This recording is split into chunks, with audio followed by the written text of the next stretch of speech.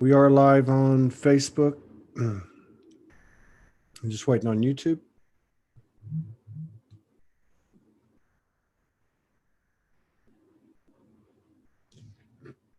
We are live on YouTube as well now. All right. We got David Manning in the house, second show of the day. I don't see him here yet, but I see Faye and Mona Graw. So we'll just wait for David to come in. In the meantime, I'm going to put on our intro. And as soon as I figure it out, let's see. Okay. There we go. I'm sure he'll be here shortly.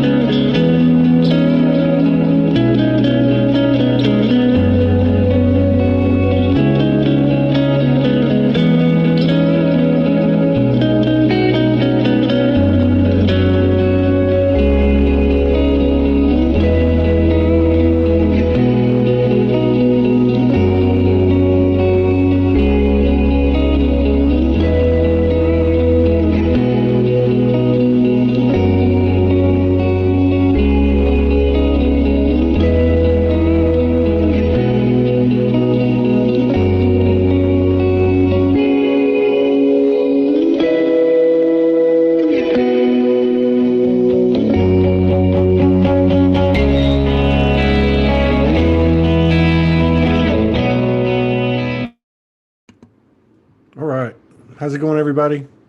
We had a little technical difficulties this morning. We couldn't multi-stream. We seem to have that worked out now. Had a great show this morning with Danielle. She's a very powerful lady. Let's see. Thank you, Delia. So David's not here yet. He might be having a problem. Somebody else is coming in now. Let's see who that is. Yeah. So yeah, what's been happening? A lot of energy. A lot of energy's been moving as usual. Been moving through us and around us. There is somebody coming into the Zoom room. It might be him. Yes, it's him. So let me pull him up. David, we are live on Facebook and YouTube now. So when you come on, just be aware of that. Anything you say can and will be held against you. Uh-oh. Okay, so you just have a little bit of a delay. So it's coming. It's coming. His video and audio aren't up yet. So what's going on, everybody? I see Sweden's in the house. Zana Kozar's in the house. Yeah, these 2 days have been huge. David. I'm going to try this, David. I'm going to try making... Oh, here we go. Hang on. Looks like we're getting there. Your videos... There we go. It's coming. Yeah. What's happening? Oh, shoot. We can't hear you. There you go. How's that? Yeah, now we can hear you. Cool. Oh, I can't even see. I don't know what's going on. I think I got coconut oil in my eyes or something. I can't do these 3D things anymore. It's like anything I try to do, I screw it up.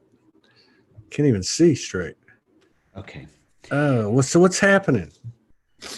What's going on? You look great, man. What are you doing? What are you getting into?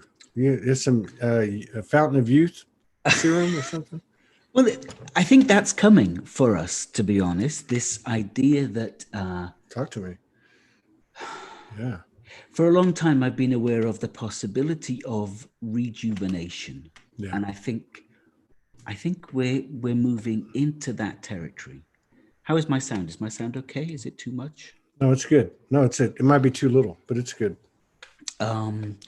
So what I've noticed lately, the Eclipse series we've just moved through, finished a couple of weeks ago, was a huge energetic portal, and the last one of those eclipses closed that window, and finish something up. And so a lot of the just a lot of the old shit and sludge that we've been dealing with and working through for many years just got pulled out of our system all at once. And I was completely floored by that. So that for a week I was completely exhausted, and I was dealing with some of the deepest, darkest patterns of self-hatred that I had been working with for forever, you know, and up it came, and it was so visceral. And luckily, you know, I have enough awareness that I don't have to get entangled in that stuff anymore in the same way that I used to. I used to believe it.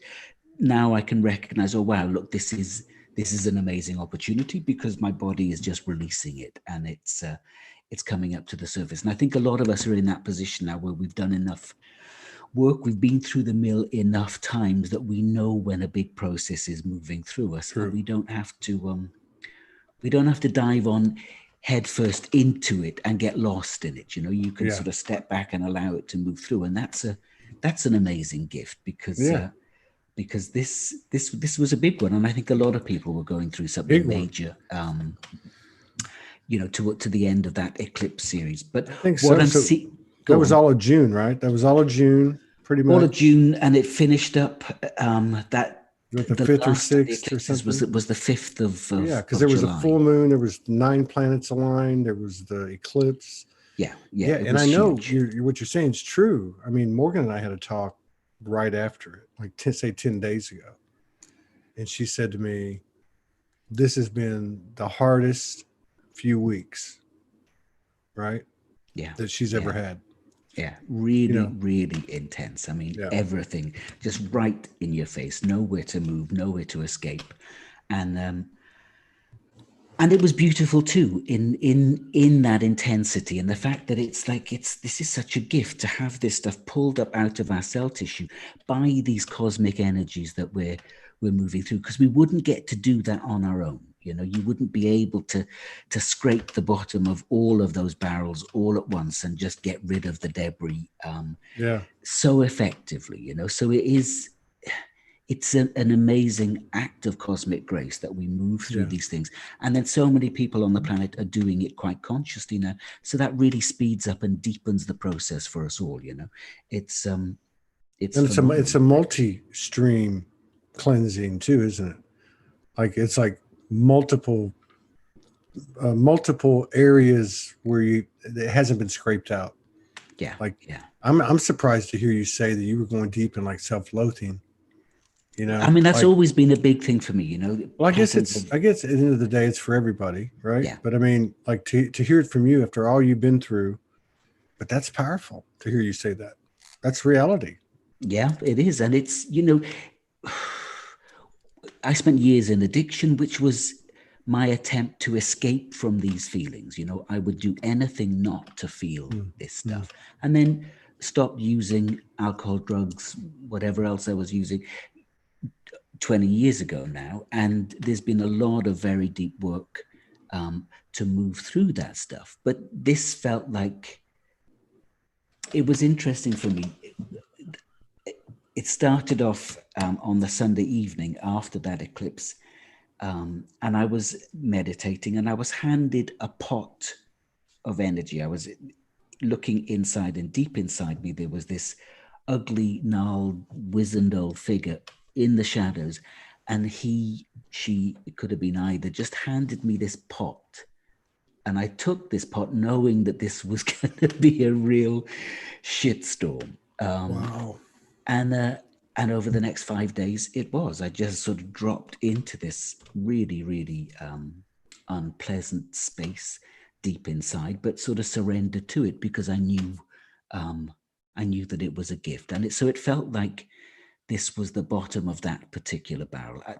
And I'm sure there's more, you know, other stuff to look at, but it felt like the ending of that, because self-hatred has always been a big piece for me, you know. And that started, I think, with, you know, sexual abuse and all of those sorts of things that you bury as a child, as a young adult. You're trying to come to terms or not come to terms with. You're trying to escape them, and this felt deeply significant. And I know that if I'm going through something, my system seems to be wired into the collective, so that I know a lot of people around the planet are doing something similar, you know. So it was a really rich dive into our shadow aspects. Another big thing that was coming up was the unplugging of,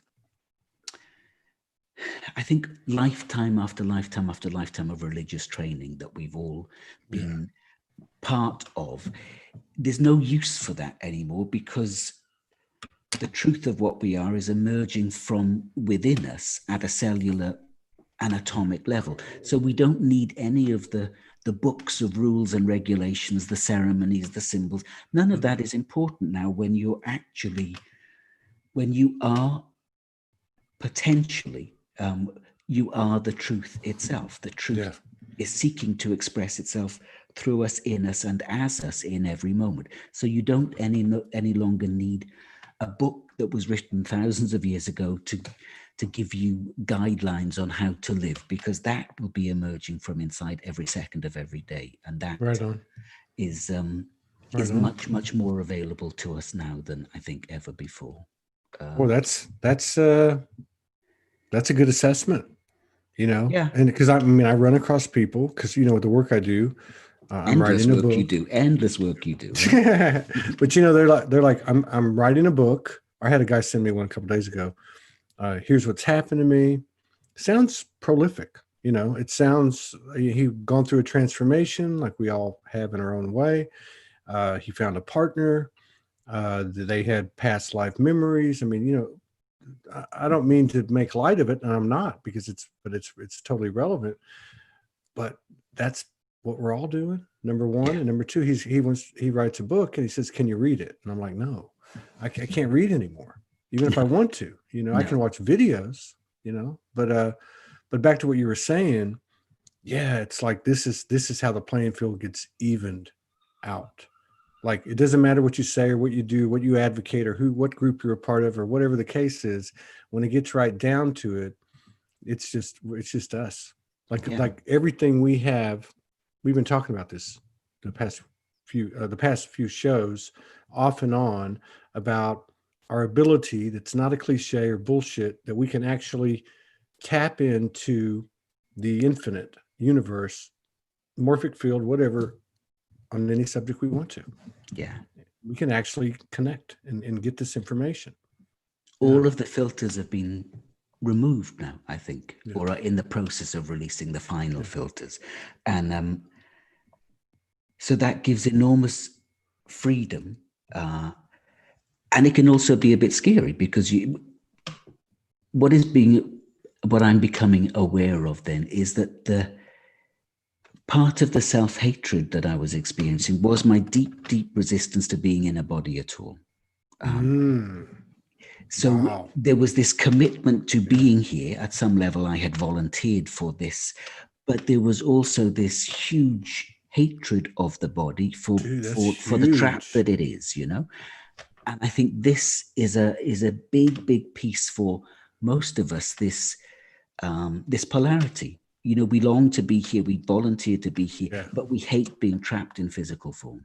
And that is being resolved now, I think. And as that is resolving, because it's a big lock inside us, what happens is that we open to a lot more energy rising from the earth, and a lot more energy downloading from the cosmos. So as these deep, deep conflicts come to resolution inside us, it just frees us up. There's this huge acceptance of all that we are, both human and non-human. And that's the other big conflict. It's like, I was driving this morning, and it wasn't a thought, but it was just this realization landed in my awareness of, I am so fucking tired of pretending to be one of them.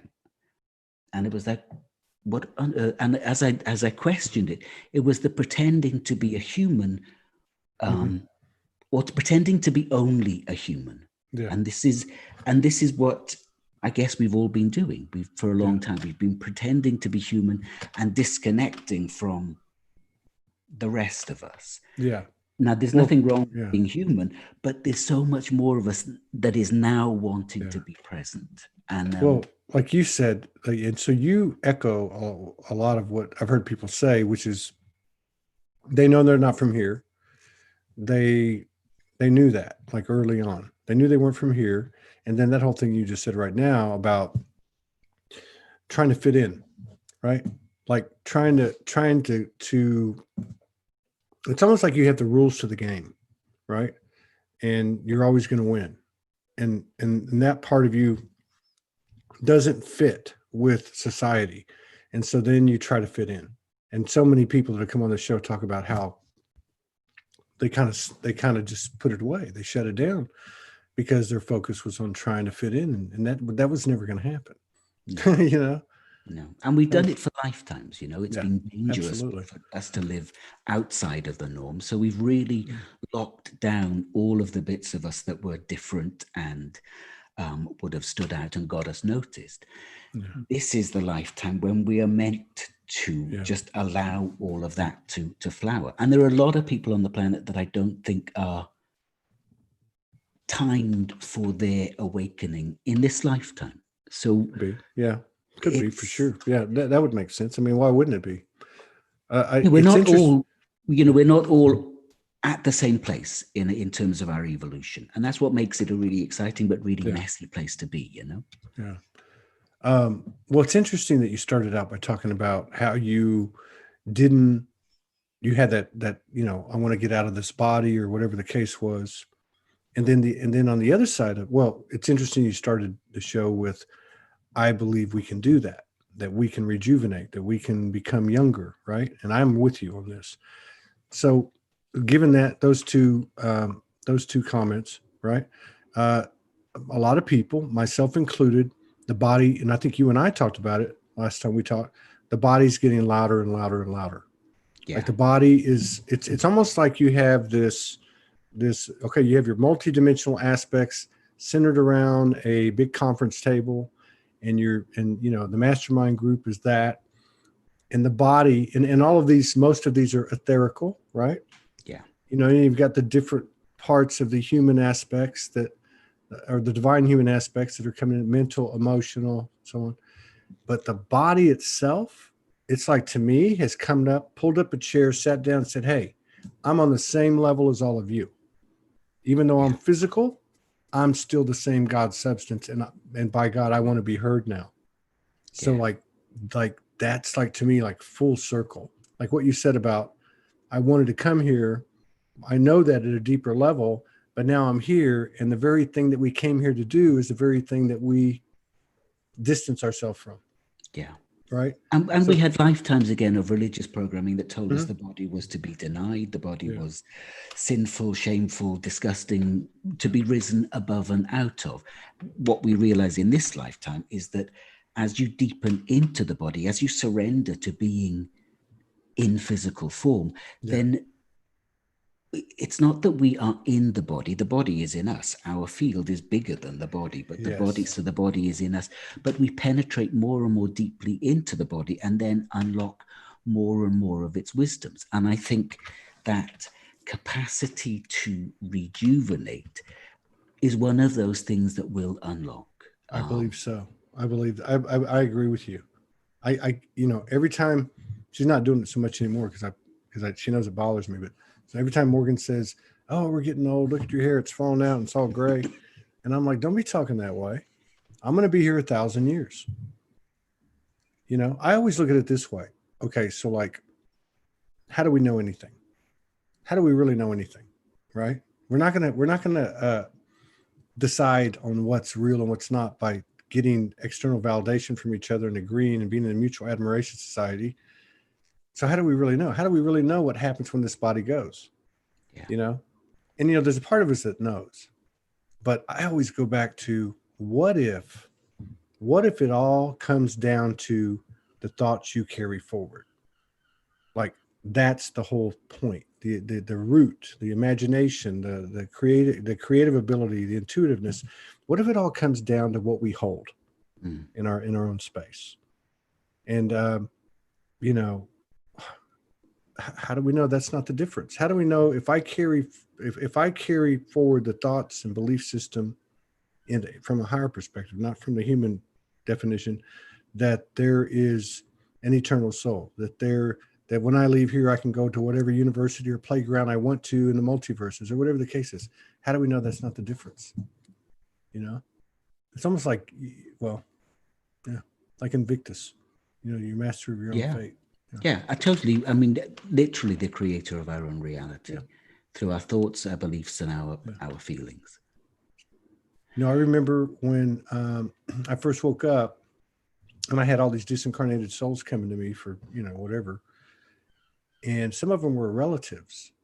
And I think today, now looking back, I think it was the fourth dimension, because it wasn't the fifth dimension. It certainly wasn't the third dimension. And they weren't in physical form, but they were stuck right there. And I remember coming across my grandmother and uncle, her son. Now, he was gay and he went through a lot. He ended up passing from HIV. And it was so cool because when they came, I saw them and they asked me, what do I do? I said, well, you can go. At the time, this is the nomenclature they were using. You can go up these stairs to the healing heaven. Angels will be there. They'll tell you what happened and you'll be okay. But what was so cool was that both of them had separate doors. And I remember my uncle looking back at me and going, wow, like it's just for me. And I'm like, yeah. And that's why I said what I said earlier. One of the reasons I said that is because in these interactions with these disincarnated souls, each one of them seemed to have an unconscious, direct relationship from their field, even if it was unconscious, of where they go and what they do and how it all works out. So that's why I said what I said. One of the reasons I did. But yeah, it's getting interesting. And you're over there in the middle of a lot of I don't want to say opposing energies, but you've got a lot of traffic over there in that part of the world in terms of the energetic field, based on what's been there for hundreds of years and so on, and what's happening.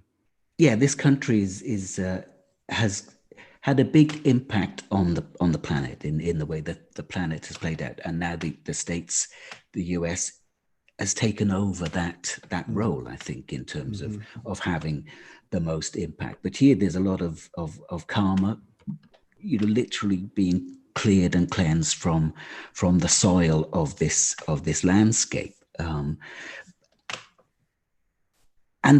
we are that soil too. So whatever is happening in the body of the earth is happening in our bodies too. There's no separation between us and the body of the planet. And this is the lovely thing, I think, as we open to this deeper relationship with physical form, as we really deeply accept ourselves as human and multidimensional at the same time, then the earth unlocks more of herself and reveals more of herself to us. So I think we've had these extraordinary multidimensional relationships with all of the beings of the earth, the deep earth inhabitants, the nature spirits, the plants, the animals, the trees. But for the most part, that's been closed off to us. We've separated ourselves out from that. Well, that's waiting again to welcome us back now, I think. And that changes everything. That sort of relationship, that intimate relationship with the earth, changes everything in terms of our of how we live. How we live and how we enjoy our lives. Again, the earth has extraordinary guidance for us too, and she's been telling me for a while, I've got the answers for you. Come to me. I've got the answers. So again, it's more about coming in Gaia. And going down. Mother Gaia, Earth. yeah, Mother Earth. She so has you're connected to Mother Earth. That's one of your connections. Yeah, and I think we all are.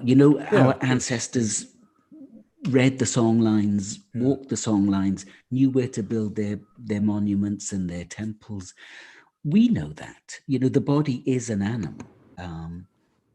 it is deeply connected into all of the fields of the earth. It knows that. It's just that we have overridden those and separated ourselves out from those sensitivities. But they're all still there waiting for us to connect on it. I like what you said earlier about we're walking around and we're pulling that stuff down and pulling it up from the earth at the same time.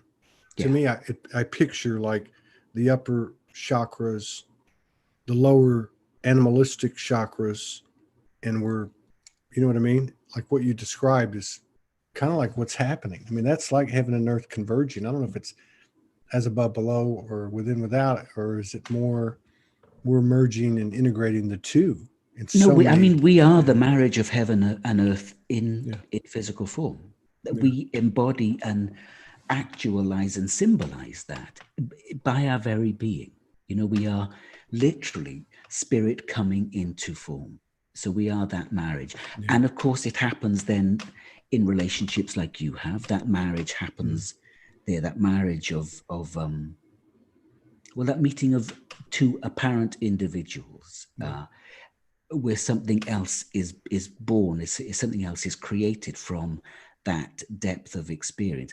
But you don't need to be in partnership for that to happen. No, partnership, not at all. In a sense, is the partnership with the body. Yeah. And that's a place where magic happens. Here we go with the body thing too. So we had a friend that was passing through going to Mount Shasta. And I said, hey, just come off the highway and hang out with us for a day or two and get some rest, because she'd been driving like 15 hours. And she came in, and she's pretty connected. She's not been out there a lot. She's starting to come out now, and she started talking about the body. And she started talking about, and she had this word, and I can't remember what the word was. I should have written it down. But she was basically talking about how the body is front and center now, and how we're having to, I'm probably not going to get this right, but how we're having to let go of our attachment to the body, to the appearance of the body. Here we go back to what you said at the beginning of the show, like the self-loathing, because that's a huge one. Yeah. You know, and I was like talking to her like, oh, you mean my gut's going to get bigger? My hair's going to fall out? She's like, whatever it takes. Like we have to, we can't take it with us. We can't take these illusions or limitations or self-judgments with us. And so I keep revolving around the body this year, because to me, the body's screaming to me. Now, this is just me.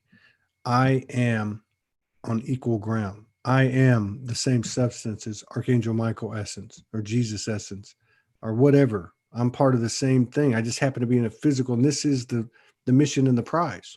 Like I know the answers lie in the body. It's like the body's the last thing to come into alignment. And when you talk about, you know, I said it surprised me because that you talked about self-loathing, because I know your story, and I know I've heard a lot of stories in 2000 shows, and I'm like, wow. So on one hand, I'm like, wow, we still have work to do, and on the other hand, it's like, wow, this dude's totally down to earth, no matter what he's pulling in. Because I watch your stuff, and you're pulling in some high-level, multi-faceted stuff. You know, I mean, you really are. Anyway, I think it's front and center. Yeah. The great thing about the body there is that it knows exactly what it wants to do to keep itself healthy. The body is an animal, so left to its own devices, it takes care of itself. You know, it knows what it wants to eat, and it knows. Well, the body loves to exercise because animals are happy to do that. They love to run, play, move. Because we have so much resistance to the body, because we have used the body to warehouse so much of our emotional and our traumatic history. And we have a lot of trauma, you know. We are stuffed full of layer upon layer of PTSD from lifetime after lifetime of brutality on this planet. So coming into the body, we instinctively know, shit, I'm going to have to deal with all of that stuff. Yeah. It's frightening. It's overwhelming, you know, until you really get into it and find ways to work. And we're lucky because this is the last 50, 60, 70 years are the first time when we really had the tools to get to grips with all of this stuff, you know. Yeah. Before that, you were largely disconnected from it. So as we clear the body, its wisdom asserts itself. And I think that's what you're speaking of. Everybody is experiencing it. It's just this natural animal wisdom of the body that says, yeah, I'm equal to anything from any other star system, anywhere in this or this any is other what I'm universe. getting at. Like, so it's like okay, so like you have the multidimensionality that we're all, well enough versed in, okay, through our own experiences. And then you have the human. And then you discover that the human has layers. So the human has its own multidimensionality. And the body, to me, seems to be almost like the alpha and omega, like the first and the last. Like we jumped into it because of the body, like you were saying earlier. Like we actually came here to be in this, and then we drifted away.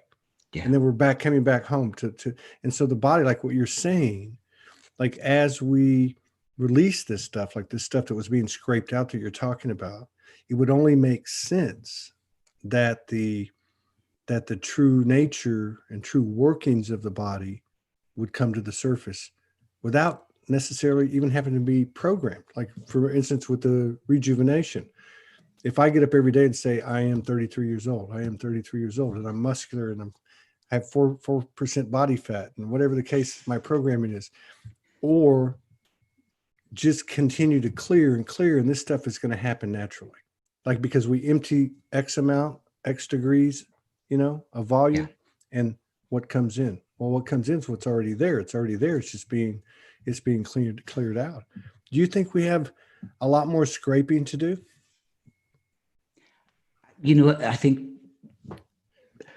a lot of us have been doing this for a long time, and maybe, I'm hoping, might be coming to the end of this. But,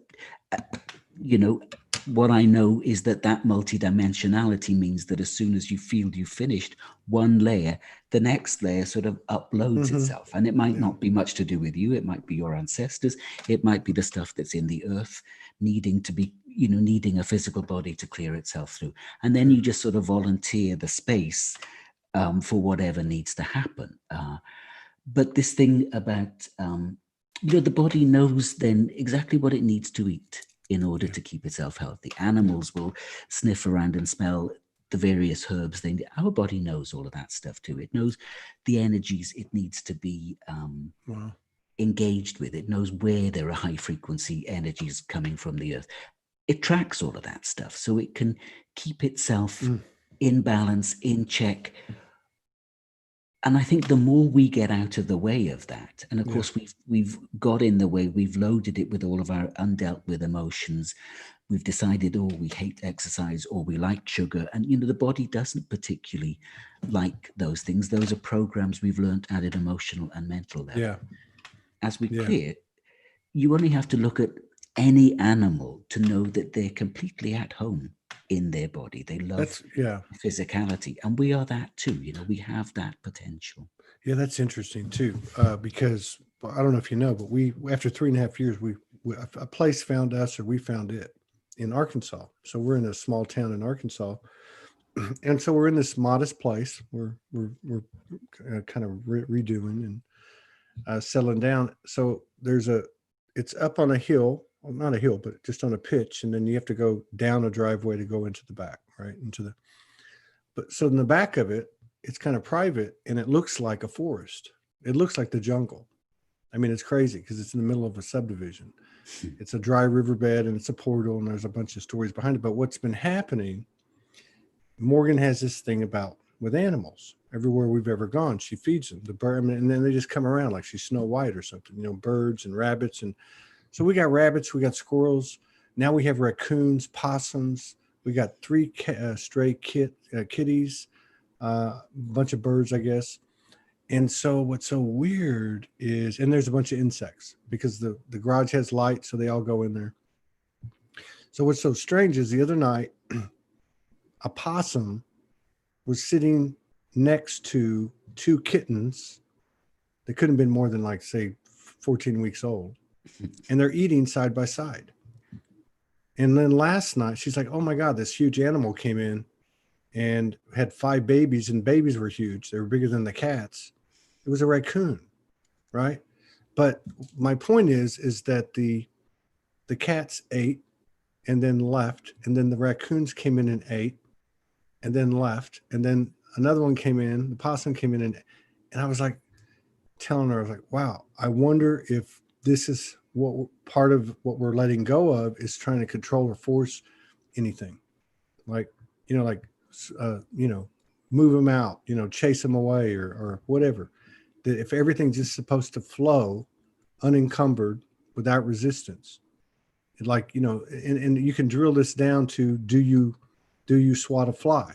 Yeah. Do you step on a spider? I mean, I don't know, but that's Animals kind of the know, animals know a field of safety. Yeah. They know where they're safe. They know where they're honored and respected. And I think nature sort of harmonizes itself, doesn't it? So if a human energy field is also in reasonable level of harmony, then animals are quite happy to be present in that. I was meditating in the garden a few weeks ago, and a fox walked through the hedge within 2 feet of me. It didn't even notice I was there because I was very still. So the fox just sat down, and it was only when it caught my scent that it realized there was a human being around, and off it went. But because I was just sitting really, really quietly, it didn't notice, And I think that's all you have to do, is create a field of harmony, and animals appreciate that, and then know that they can trust. And think about that then, because our body is that animal, and we have abused and cursed and criticized and crucified our bodies for lifetimes. If we really work to create that field of harmony, then the body can just relax and unfold into that and show us what it's capable of. And we all know those stories where Tibetan monks have walked through walls and levitated and all of that sort of stuff. Now, I've always believed that stuff was true.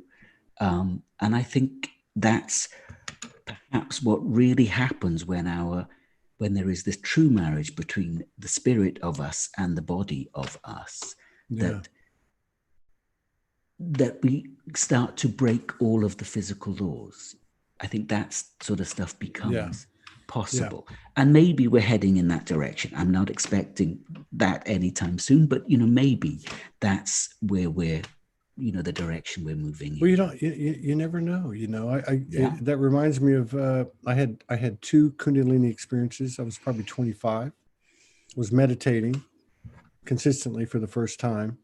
So I had one, and it was like, it wasn't, I wouldn't say it was full blown. It didn't go out my head, but I felt it. Yeah. And it was very familiar. So I kept going with it. And then the next one happened a few days later, and it went out my head, right? It came all the way up, went out my head, blew my head off. And then I could feel my foot hit the carpet. Like I was laying in bed, and I could, like you're going to get out of bed, my foot hits the ground, but my feet were still on the bed. So it really freaked me out. But going back to what you're saying, I know I shut down at that time because I was afraid. And if I look back at what we're all going through now, I agree with you. Things are starting to bleed over. Levitation, teleportation.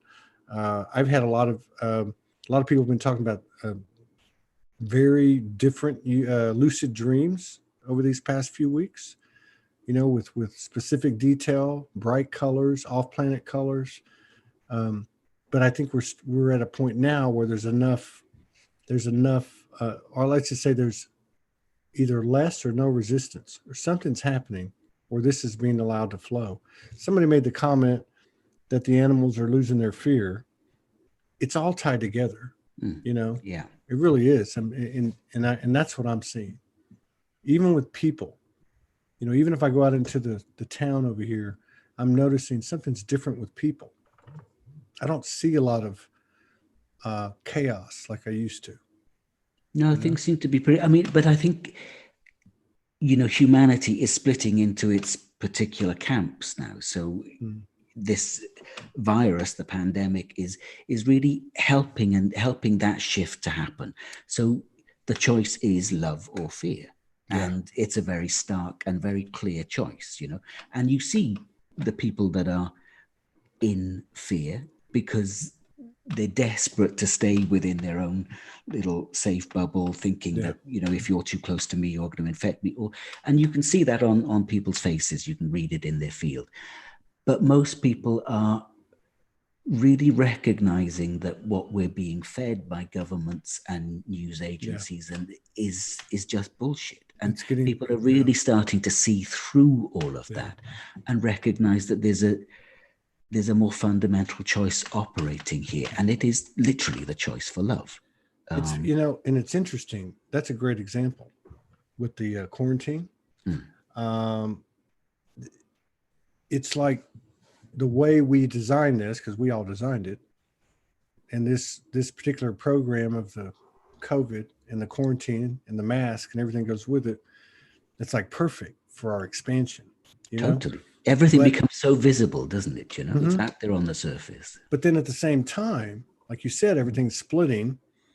I just saw a headline, because in a small town like this, we're talking, it's a few thousand people. There's not a lot of, you don't have the options you have in the bigger cities.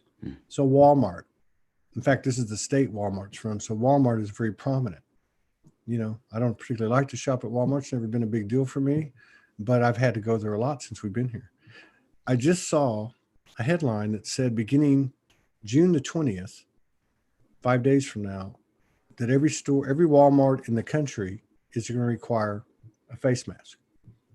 And I'm thinking to myself, am I going to do that?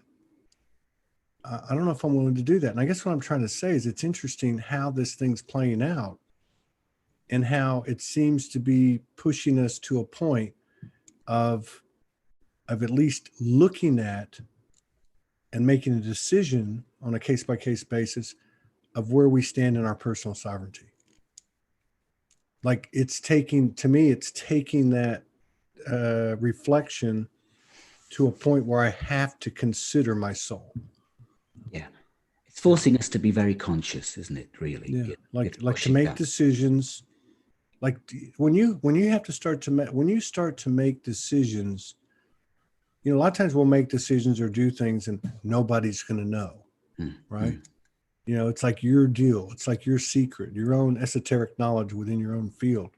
But when you have to start to make decisions where other people can see what those decisions are, that's a whole different game. Are you still going to play the game of what will people think? Will I conform? Will I try to fit in like you talked about at the top of the show? Or will we reach out and, acknowledge and recognize and expand our own personal sovereignty? It's a strange one because they just brought the law in this country now that in 10 days time. So on July the 24th, you'll have to wear a face mask to go into all shops. And it's like, shit. And so I just meditated. I was like, so what? And what was made clear to me was your soul doesn't care whether you're wearing a face mask or not, but your soul does care about how you adhere to rules. So there's a way you can live within the rules that are, without challenging authority. You don't have to challenge authority. True. But you don't have to, it's actually really valuable to pay attention to how the increasing amounts of rules and regulations are impinging on your energy field. Yes. So are you allowing your energy field to be impacted and affected by those? Or can you hold your vastness and allow the rules and regulations to dissolve within your vastness rather than to contain you? Yeah. Does that make sense? Yeah, that makes sense. So that's like, okay, let me draw a comparison. So like if you eat something, you eat a hamburger, I eat a hamburger. It's not the hamburger. It's what is my mindset? What is your mindset? You might be an alchemist and you say, I don't really want to eat a hamburger, but I'm going to alchemize this. Boom. And you let it go. You do it and it's done. It might be fixated in my head. Oh my God, this is bad. I don't let it go. It attaches and we know how that all works. So the same thing with the mask. And I get what you're saying too, because we don't need to fight anything. But by the same token, where do you not conform? where does that lie in your field? And I think it is going to be different for everybody. But it's interesting because now it's going to be more out in the open. And I think that, we get more from our day-to-day interactions than we do from the TV or the internet or whatever. And if we start to see clear distinctions out there as we go and function every day and go to the store and go to a restaurant or whatever the case is, I think we're going to pick up stuff. We're going to pick up stuff for our own discernment, which I think is all leading to a declaration and expansion of our own sovereignty. Yeah. I got a download about 2 or 3 weeks ago, and let's see how it went. So basically what it was showing me is like how we got here, like what happened before the earth incarnation, like, how that all worked out. Like you said at the top of the show, I know I chose to come here. Now I'm here, no memory, like I don't want to be in this body and all that. And what I was shown, and this is not gospel, this is just Todd, what he received, trying to explain it and share it, is that we came in here, we lost our memory, and the indicator, the barometer was our soul. So we developed this experience to put ourselves into a situation or situations that would hurt our soul. And I was really amazed by this, because I'm like, what do you mean hurt the soul? Like, can the soul be hurt? The soul, isn't it eternal? Doesn't it know everything's perfect? Isn't it perfect? Yes, yes, yes. But that was the indicator. In other words, you're going to lose yourself until you find yourself. And the way you find yourself is when you finally get to the point your soul goes, that hurt, that hurt. Mm-hmm. And when you get enough bruises and the soul finally says, hey, you know what? I've had enough. No more. Let's start to pull this all together. And it made a lot of sense to me. And I guess that's what I'm saying with this public, the impact of the quarantine and the things that we're talking about that's happening there and at Walmart. Can you put a mask on and not hurt your soul? Or whatever the case is, because I think at this point, in this stage in the game, more and more people are choosing themselves and choosing, what I call the I am soul, but choosing their soul. And that's a powerful ingredient to be infused into the realm, because everybody's affected by it, even if you're just one person. Yeah. So it'll be interesting to see how it rolls out. And I think in your country, in the States, that the masks are it's a much more politically charged probably thing. Here it's not so much of a big deal. I don't think it hasn't been made, it's not such a big deal in collective consciousness here. So there's not so much weight behind the decision. But it was made clear to me, this thing of all of the rules and regulations, they're structures. The energetic structures that come out of central government or whatever. And you can allow yourself to be contained by those and get smaller and smaller until you're imprisoned by these energetic structures, or you integrate all those rules but expand through any structure. Yeah, you don't divorce yourself. Yeah. That makes sense. It doesn't necessarily mean you have to wear one in order to transform or expand it. I'm not saying you do or you don't, I don't know, but it would make sense to me that you don't divorce yourself from any aspect of our experience. Like, you don't say that big elephant's not in the room. You don't say there's not a crazy ant in the attic, which takes me to another subject, which is big over there where you're at too, and everywhere. And that's the whole thing with the disclosure, the arrest of Giselle Maxwell, all that stuff that's creeping up, which is really just a mirror reflection of everything you were talking about earlier, when all of our shit is creeping up, right? And so, like, I go back to the same thing. Am I going to get a charge, if I have to wear a mask in a Walmart, which I can't imagine I would be able to avoid Walmart living here without some serious, rearrangements made. Am I going to get a charge if I don't wear it? Am I going to get a charge if I do wear it? Am I going to get a charge when 10 famous people and politicians are arrested and half the world's going, I told you so, and the other half is like totally out of their mind because they can't believe truth is stranger than fiction? Like, to me, that's really where I'm focusing on for myself is, am I carrying a charge by this person or by this event? And two, what's my body telling me? Because I'm trying to align with my body. So what is your body telling you around that one? My body's telling me, okay, oh, I want to get raw.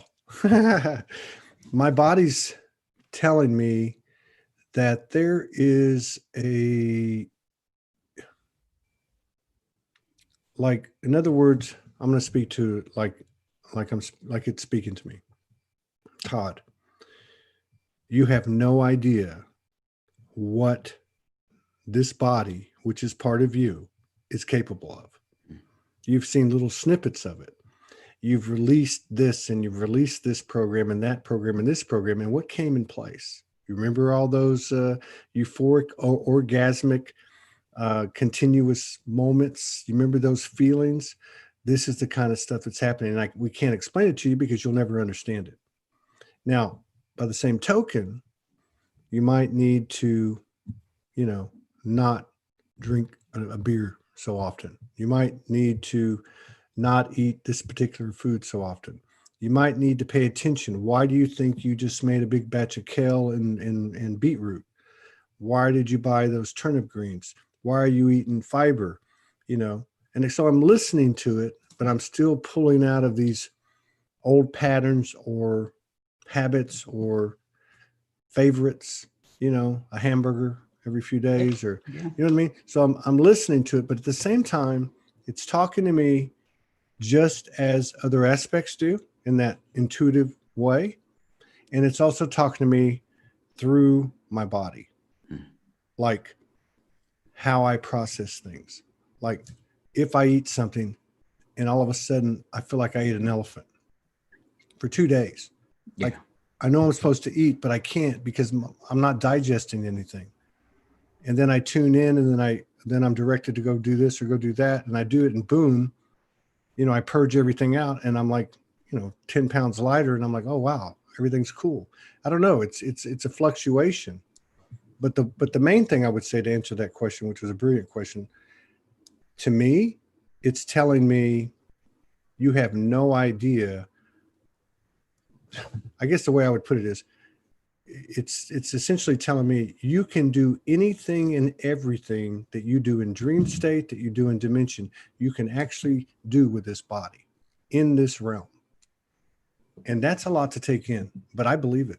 Yeah, me too. I mean, and it's so funny you're saying this because two or three, at the beginning of the week anyway, I think I was just waking up and my body whispered to me, let me show you what I can do. Yeah. And it was like, what? And it was that same amazing sort of magical excitement of just, let me show you what I can do. And it's that you're speaking of, that thing, perhaps the capacity to walk through walls and levitate and all of that sort of, to bilocate, we know saints and masters have shown those capabilities. And maybe now we are all starting to move into mastery. I think that's the next phase is mastery, where we're no longer desperately clinging to physical reality or pushing away from it. We're just in deep acceptance of this is how it is and this is where we're at. And then things start to unlock for us. Yeah. And I do think, I'm having the same sort of thing with my body is letting me know very clearly that it doesn't want meat at the moment. And yet sometimes I really want to eat bacon or a steak, and I eat a bit and then it's like, thank you. I wish I hadn't eaten that because it feels like shit now. Thank you. It takes a while for the body to clear it through and then I start to feel good again. I'm still a sugar addict, I love my sugar, but it's like the body is saying, Coke, no. I mean, I know. I mean, it's like I have this thing for Mexican Cokes, because they make it with pure cane sugar, like when I was a kid, or root beer or orange drink. They make the Mexican, they ship them over here. But I've been told, my body told me, hey, you know what? When you do that, you remember what happens in the mornings? I'll have a burning sensation when I urinate. It has a particular smell to it. And it's explained to me that you're burning DNA every day. And it takes me back, like you remember 5 years ago, 4 years ago, 3 years ago, you get that red spot, your skin's, peeling. This is DNA burning, and it's happening. And what you're doing is you're making it work harder. And that's why you're noticing the things that you do. And then I'll drink, I drink a lot of water, but let's say I don't drink a Coke for a couple of days, and I eat pretty good, which I do most of the time. And then everything clears up. Yeah. But I haven't been able to sustain it. But I also know not to judge myself, right? Because I know that's more of a threat than what I that's actually. more toxic, isn't it? That's more toxic, isn't Yes, it? that's what I mean. That's more of a threat. It's the thoughts, right? Yeah, and the That's judgment, why, isn't it? The self-hatred again. Yeah. That we're not doing enough, we're not living right, and that just heaps endless shame and guilt into the system, doesn't it? Yeah. And the thing with the God, I love that question. What is your body telling you? I'm the one that's supposed to come up with the good questions. But I'm thinking about that now. Question anyway, huh? Yeah, but it's a great question. I mean, it's a great question to ask ourselves. Yeah. Like, what is your body telling you? And now I'm thinking again, what I was trying to explain, with so much of this new information you can't even explain, you can try to. But I think that, like, what it's showing me is, like, the first place it's showing me this is in what we would call sex or intimacy or sacred sexual vibration. I had to release, as I've talked about on several occasions, I had to release all the old programming. And without getting into the depths of it all, which I probably will one day, but I did it all, everything you can imagine, everything, right? And then I went celibate. Then I met Morgan. Then it started all over, which was like, oh, can't go there, can't go there, can't go there, can't go there, until I had no balls, no erection, no manhood, no identity, no nothing. But what came in from there in increments that I could handle, just like we're only given what we can handle, because it's so mind-blowing. It's like getting on such a high that the only thing that it would just drop afterwards. It was such a high, it would drop, and then you build your way back up and go. And I guess what I'm trying to say is, it showed me the multidimensionality, the multi-sensory part of it, that I think is a fusion of the physical and the non-physical. It has to be either that, or somebody slipped me some type of drug that defies all human scientific, mind, I mean, seriously, there's a physical, I have experienced a physical evidence of what I could only term as non-physical or dimensional. You know what I mean? So I think if I apply that to getting in the car and going to the store or whatever, that same magic, that same euphoria, that same, constant orgasmic buzzing, or whatever you want to call it, is available 24/7. I think we're meant to live more from that place. So yeah. And I think also that you and Morgan, when you're ready, that's going to be an amazing show where you talk about that stuff. Well, we've done some. We've talked about it. I think we pretty much talked about what I was referring to. What I haven't talked about was where I came from, which, in talking with you, and I don't mean specific to intimacy, but I mean lifestyle, the partying. Like, I know from talking to you in the past, we've been in the trenches, like so many of us have. Yeah. So and I've gone through the same thing of, sexual excess to the nth degree, lots of drugs, alcohol, and then years and years of celibacy to repair the wounding that, and to empty out the energy that I had accumulated inside. And of course, for me, it started very early on with a very early traumatic introduction to sex and a very early training. So there was a lot of that. But, again, we all have immense sexual programming that's locked into our system. And the human pelvis is one of the most tricky places to clear, and it's still that's still clearing. Yeah. Partly because it's also the place where magic really happens. Yeah. And so we have been consciously wounded in that place, locked down and disconnected from our magic in that place, you know? Yeah. And going back to what you said too about the body, like we were told, you know, this, and we were told that. Well, that was the main thing we were told. Yeah. Like, don't touch yourself. You grow hair on your hand. You know, if you're a woman, there was, you know, the taboo of, you know, whatever. I mean, that's the place. And I can tell you too, from my own personal evolution now, I must have crossed a threshold at some point, you know, and I would say in the last, I don't know, couple of months. But on the way, I'm telling you, you talk about what is your body telling you? My body, my pelvic area would absolutely scream at me.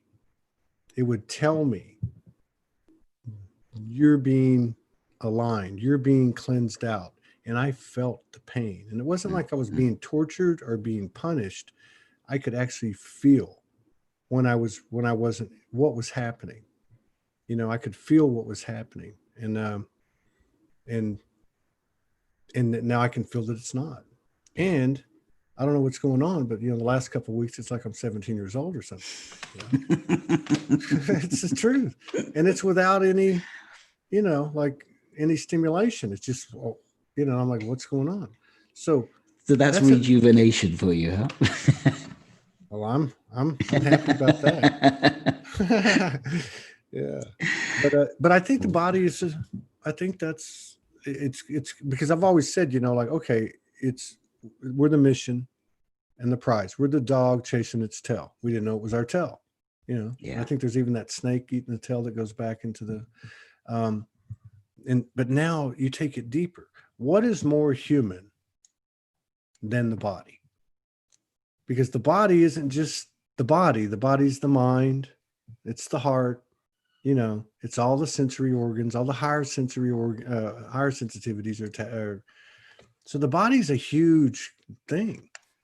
But the body then is, from my understanding, is the DNA of the body is imported from all over the universe. That's right. That's right. And so all of life here has been imported. I mean, I worked with a team of lion-headed beings, and they were a bunch of guides that came in 10 years ago now. And they said, okay, and it started off, they were just the regular lions who would show up in meditations, and then they morphed into the lion-headed beings that we recognize from Egypt. And they said, look, we are some of the earliest seeders of life on this planet. That is what we do. We travel the universe, gathering DNA and kickstarting life in star systems and on planets. We did that here, and now we're activating right the way back to the beginning. Yeah. And so there's this extraordinary activation. But from my understanding, they literally brought DNA in from all over the universe to play here in this dimension. And so our very ideas about evolution on this planet are very, very limited, you know. Unless you're watching Robert Sepper at Atlantean Gardens, and I guess there's others like him where they talk about what you're sure. Yeah. Or where they talk about what you're talking about. They talk about, well, I mean, it's you look at history, even what we can get our hands on in the mainstream. You have this cycle or these reports, oral history of these different civilizations around the world where sky people came in and lived amongst them, gave them technology, gave them, you know, advancement, and then they leave. Right? Like Samaria, they say, okay, it was going along, and all of a sudden it went like that. Yeah, you know, and they usually bred with the locals too, didn't they? There were always the stories about that. Absolutely. So, yeah. But because I remember getting it downloaded years ago. You know, when this was like Galactic Wars and Orion and Pleiades and Anunnaki and all this stuff, and it was basically, hey, you know what? When you guys get done here, you're going to be universal healers because you've got all this code. So you could go anywhere in the multiverses because you've got something that they haven't been exposed to yet. Now, I think Earth is I think Earth is a very, very special place. And I think we're doing a great job. I mean, well, when, you know, you look around at the news and it seems like everything's going to shit. And when I tune in inside, it's like, that's not the story at all. It's just this endless bubbling of joy and life force, you know, that is, that shows no sign of ebbing and shows no sign of drying up and shows no distress at the state of the planet or anything like that. Yeah.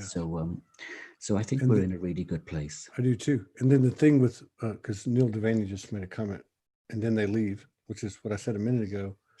If you look at that cycle or what the pattern that we've had, I think this to me is really huge, you know, to understand. I think a lot of us have taken on the responsibility on an individual level to be a responsible co-creator or creator and take responsible for everything. It's never them, it's always me, that I know self be true. But on a collective level, no one's going to save us. Like it really, and I could be wrong, but it frustrates me. And I know that's something I got to work on, a shadow I've got or whatever, to hear all these savior-based mentality, these savior-based programming mentalities. The spaceships are going to land. They're in the skies. I've been hearing this for 5 years. You know, here's a message from such and such star family. Hang on, it's coming. Oh, no. Cue Trump. I don't care who it is, what it is. You know, it's disempowering. Why would our ancestors, our aspects of us who came down here, gave us technology, left? Why do you think they left? Why does a mother push the baby bird out of the nest? Okay. This is about growth or growing up maybe, right? And so we're going to do this. We're going to do this. We are the extraterrestrials we're waiting for. That's right. You know? Yeah. And that's alive and coming to the surface in our DNA all the time, I think now. So it's very, very cool. Do you work with your DNA? I know some people like Morgan do, and she's taught me how to do it a little bit, but I'm not as well versed in it. But I'm just curious, with all the work that you do you ever address your DNA or try to work with it? I talk to my cell tissue, which I guess is that. And I just, but you know, it more to the point, it talks to me. So I've had 2 experiences with cancer and heavy duty treatment on both occasions. The first one was chemotherapy. The second one was radiotherapy. Both times my body told me what it could do, that it wasn't frightened of those treatments. And so I shouldn't be frightened. And here's what we're going to do about it. And it was like, oh, so I think that, you know, I've always had these demonstrations, little demonstrations of what the body is capable of when we get out of the way. And it is the programming, the mental programming that we overlay into the body that screws things up, you know. Wow, right when you said that, there's 144 people on the platforms right now. I know. I pay attention to that stuff. Are we supposed to be talking to our DNA? Allison from New York. I don't know. I'm with you. Like if I'm talking to my body, I'm talking to my DNA. Yeah. Now Morgan, for years, has advocated and practiced and, you know, worked with clients to pull up your DNA and what does it look like and kind of repair it, bring it in to, you know, upgrade it, whatever. So I don't know. I think that's a great way of doing energy work with yourself, isn't it? You go in at that molecular level, in effect. And the DNA, from my perspective, is like a multidimensional window that opens and reveals more and more of itself. And so we've got this idea that there's junk DNA and scientists don't know what it, but that's just stuff that hasn't yet come online. That's right. I think, you know? We're all going to be like Lucy in that movie. That's an amazing movie.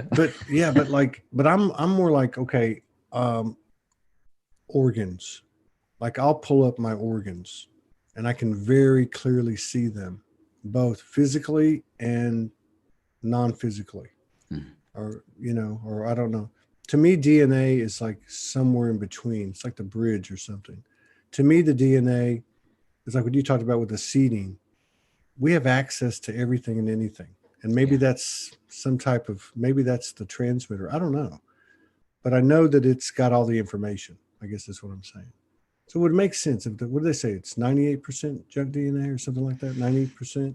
Some ridiculous amount, isn't it? So that would all portion. And maybe that's what's happening. Maybe, and there's a lot of ways to explain things, but maybe what's happening is we are unlocking that stuff. Yeah. You know, I think which includes memory, just like sacred wisdom, anything and everything, which would all help us. Yeah, all of the stuff that, if this DNA has come from all over the universe, then each of the races that contributed DNA to this experiment, it'll have information about the whole library that we are. And I think we are libraries, Absolutely we are. Yeah. Absolutely. Paul Sufi, I don't know if you know Sufi, he's down there in England. Paul Bogey Brighton. He said he's talked to his body. Brighton's just along the coast, so that's just 40 miles away from where I am. Huh? Is that right? You need to go down there. You need to go down there because he's down there. And Shanine, you know Shanine Mulan? I don't know any of these people. She does the freedom. She does the freedom. Shanine. I see her on Facebook. I see her. Yeah, Shanine, you need to She's just had a child. Yeah, is that the one? Yes, you need to reach out to David. Paul's going to be on later this month, but yeah, they've got a good group down there. Dr. Joe Delaney. But I think he's in Liverpool. But yeah, there's a lot of people over in England, man. You need to come on over, huh? I will as soon as they'll let me out of the country. I'm an outlaw right now. They won't let me out. Allison says Laura Eisenhower talks about junk DNA. Yeah, I think DNA's. I guess the ultimate. I think when I hear the word supposed to, have to, need to, I run. I don't know how to answer that. I don't know how to, but because I think it's beyond that. It's like just knowing. I don't know how to explain it, but there's no doubt in my mind that we can program our DNA. We can reprogram our DNA. I'm living evidence of it, and I can give some examples, but I know there's a lot of people out there that are much more qualified to do that. So you got anything? Think about how we. No, go ahead. But just think about how we habitually talk to ourselves and to our bodies. You're full of doubt, hatred, criticism, all of that stuff. And if we just lay off that and just speak supportively to our cell tissue, 5 minutes before we get out of bed, that sets an energetic vibration that takes you through the day. It's I guess we're always programming, right? Yeah. All this time we've been, and I guess the difference now is we're consciously programming. Because every thought is a vibration that runs through the whole of the system. That's where I've been focusing on. That's where I've come to is I focus on my thoughts, and I'm pretty much there. Like I don't know what the percentage is, but I'd say 90. Only because I don't have a lot of physical interaction with people other than Morgan, and I could be in the house from 7 in the morning till 7 in the evening before I even really have a conversation with her. But I guess what I'm saying is 90% of the time, 95% of the time, I'm keeping it contained in my thoughts. So until I'm okay, I don't speak it, or certainly I don't act on it most of the time. Unless, I decide to go get a hamburger, then everything goes to hell. And that's mastery, isn't it? That's coming, getting to grips with your thought patterns. That's a really high level of mastery. Well, because I realized that one of the things that's happening is whatever I'm carrying, even if I'm not, like whatever I'm thinking, like these loops that are playing, like a lot of mine's played out with my relationship with Morgan. And why'd she do that? Why'd I do that? And all those old patterns. And then I just stopped it. Why are you thinking that? She's thinking that. Who are you to think about what anyone's thinking? You know what I mean? Because I hate when someone does that to me. And I just went, okay, well, wait a minute. I'm not even going to go there. I'm just going to go here. Like everything's cool. Everything's in alignment. Could be with a business, colleague. It could be with Morgan. Could be with a family member.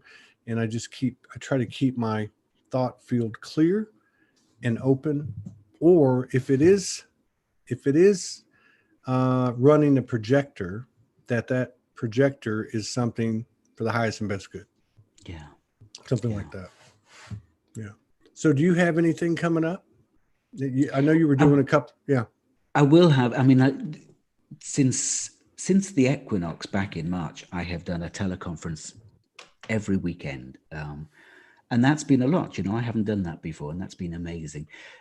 I didn't do one last weekend because I was completely wiped out, and so I'll be doing one this weekend. I just haven't written about it yet. You haven't? It'll be about the body, though. Really? That will be the focus. Send it to me, will you? Okay, I will. I'll write it tomorrow. Send it to me on the messenger, and then I'll put it out in the network. Okay, cool. And I might, if it's about the body, I might sit down with that one. I'll send you the link, but it'll be about unlocking the potentials in the body. Right on. So that will be on Sunday, 6 p.m. UK, and that's 1 p.m. East Coast and 10 a.m. West Coast. Oh, that's perfect. Noon on Sunday? Well, noon's my time. Yeah. So Sunday?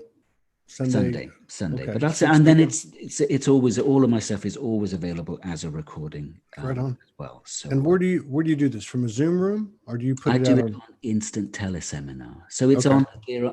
I send it out on. I put it out on Facebook and my newsletter. People could sign up for my newsletter. My website is www.davidmanningenergywork.com, and you can sign up for my newsletter, and then I'll send it out as a newsletter as soon as it's written. Did y'all hear that? www.davidmanning. davidmanningenergywork.com. Oh, davidmanningenergywork.com. That's me. davidmanningenergywork.com. And Shanine, I would highly recommend that you make the connection with David Manning. You're not far from him. She just got back up and started broadcasting again. And I think that's cool. She's on my. I mean, we're friends on Facebook. I've seen pictures of her baby. She's here. She just said something a minute ago, so I know she's gonna reach out to you.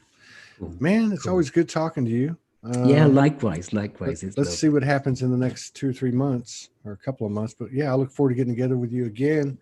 Okay, cool. I don't know what you're doing. You look fantastic. You look really good. And I have a nice life here. I live on the coast. I swim most days. I was going to say, you look like you've been, in the tropics. So you're getting. I tan very, very easily. I need to go out and get some sun. I'm starting to look like Dracula. And the sun, that's a cool. The sun is so important. It is. At the moment, it really is. The codes, the information, the energy coming from the sun. Yeah. Even if you're just out there 5-10 minutes a day, consciously drink that energy into your skin. And I think that helps to unlock the genetic potential. It's a really, really key element here. And we've been trained to be frightened of the sun, Yeah. Don't look at it. Yeah. No, you're right about that. Very cool. Always good with David Manning. Always good. You really take care, nice brother. To see you, Yeah. Peace out. Until the next time. Thank you so much for always